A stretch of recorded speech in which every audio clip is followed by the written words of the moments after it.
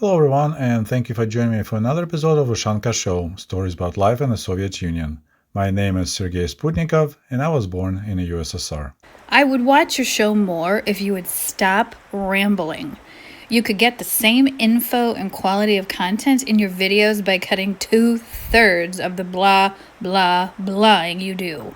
And in today's video, we're going to talk about Гимн Советского Союза, the anthem of the Soviet Union, and its quite interesting history. And let's begin with a quick lesson of Russian language, урок русского языка. The Russian word for the anthem is гимн. Гимн. It's kind of awkward word to pronounce, and apparently the origins are from a Greek language.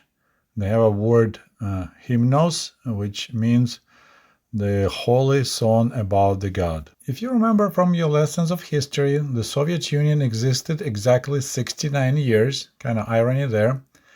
It was created in 1922 and it was dissolved in 1991. And despite the fact it was quite a short period of time, like in the history of the world, the Soviet anthem went for quite a few iterations in that period of time. It's actually changed 4 different times in this 69 years. I was born in 1971, so I grew up with the final last version of the Soviet anthem, and I had actually no idea that we had different versions before.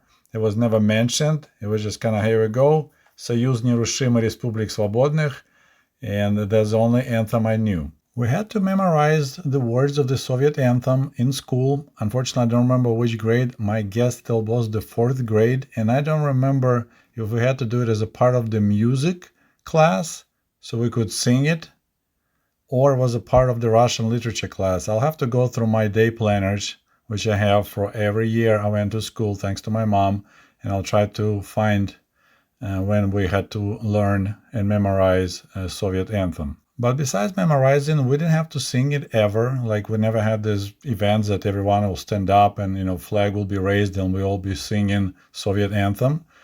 Soviet anthem singing I only saw on TV when, during Olympics, if the Soviet team wins gold, then, they will play an anthem and people will sing along. But otherwise, we weren't doing it during sports events in stadiums or in school. That was unheard of. But they played the Soviet anthem twice a day on our radios.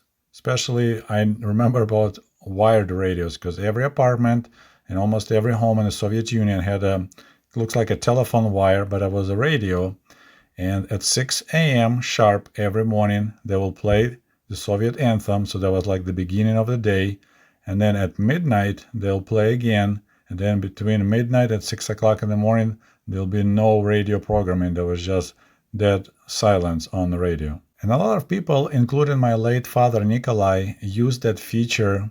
They used Soviet anthem at 6 a.m. as alarm. So my dad would leave the radio on, and then at 6 a.m. anthem will be his alarm clock.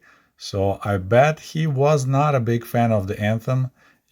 I learned myself, if you put your favorite tune on your alarm clock, you're going to start hating that music really soon. So my dad was getting up to the Soviet anthem pretty much his entire life, and I bet he didn't like that song. And one time my mom told the story, my dad came home quite drunk, so he passed out on the couch almost right away, and then the radio was on, so when at midnight it started playing the anthem, my dad woke up. And it was dark, so he thought it's early morning, 6 a.m. So he went to the kitchen and started packing his lunch. And my mom heard that commotion in the kitchen, so she got up, went and asked what's going on. And he's looked at her like, I'm going to work. And she's like, look at your watch, stupid. It's midnight. So we kind of always was this joke about midnight anthem and my dad getting up and going to work. But personally, I always liked our anthem. I think it's beautiful music. I mean, words, it's a different story. We're going to go through it in a minute. But otherwise, I think it sounds very powerful. It's a good melody. So I always was a big fan of the Soviet anthem. I would love to play the Soviet anthem on my video and talk to you about it while we're playing it. But unfortunately, it's copyrighted and I don't want to get a strike. So anyways, You may remember the tune, but I'll try to sing just a little bit. Союз нерушимый республик свободных сплотила навеки Великая Русь. Да здравствует созданный волей народов единый могучий Советский Союз. And so on. So let's go through the translation of the anthem really quick. And once again, it's 1977 version.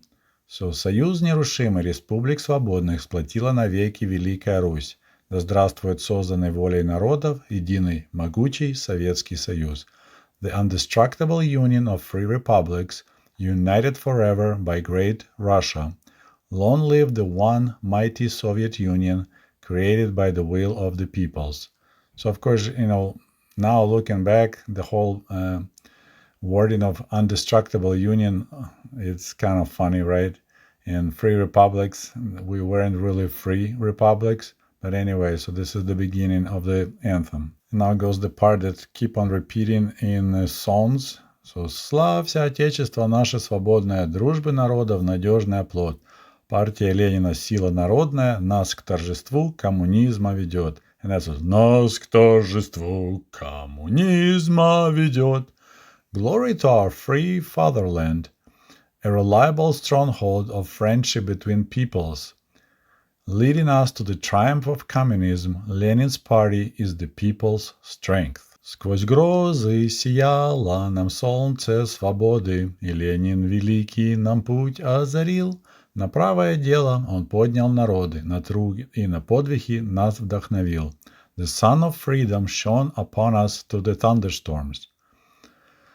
And the great Lenin illuminated our path. He raised the peoples to just cause, inspired us to work and to feats. Here we're gonna skip the repeating part and to the final chapter. В победе бессмертных идей коммунизма мы видим грядущее нашей страны, и красному знамени славной отчизны мы будем всегда беззаветно верны. In the victory of the immortal ideas of communism, we see the future of our country, and we will always be selflessly faithful to the red banner of the glorious fatherland. So once again, it's 1977 version, and 1977 was a very special year in the Soviet Union because it was a 60th anniversary since October Revolution of 1917. Okay, now if we roll the tape back, between 1953 and 1977, Soviet Union did have anthem, but we had no lyrics. So they would just play the music, but there will be no singing. And if you remember, Comrade Stalin passed away in 1952, and Nikita Khrushchev decided not to bother with changing the words, the lyrics. So between 1953 and 1957, we just had music, no words. So let's take a look at 1944 version.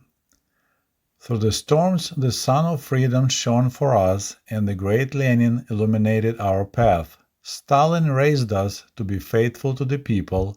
He inspired us to work and to feat. So as you see, we had Stalin name mentioned, and that's what Nikita Khrushchev didn't like. Then it was slightly different wording again. Glory to our free fatherland, reliable stronghold of the people's happiness.